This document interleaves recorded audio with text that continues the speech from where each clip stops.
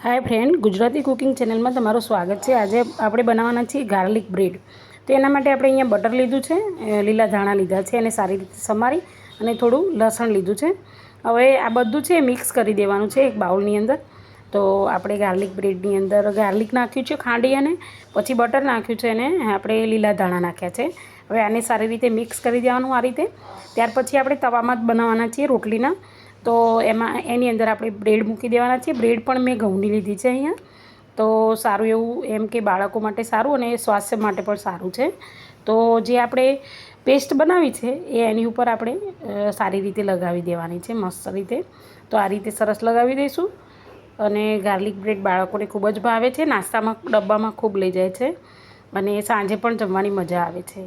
તો આ રીતે બનાવીશું આપણે। એની આજુબાજુ તેલ નાખીશું અને ત્યાર પછી એને જોશો કે થોડી વાર રહી અને ઢાંકવાનું છે અને પછી થોડી વાર રહીને સરસ મજાની બ્રેડ બની જશે। જુઓ તમે તો કેટલી સરસ બની ગઈ છે। પ્લીઝ આટલા સરસ વિડીયો બનાવું છું, લાઇક શેર અને સબસ્ક્રાઈબ કરો અને ચોક્કસથી મને કહો કે કેવા લાગે છે।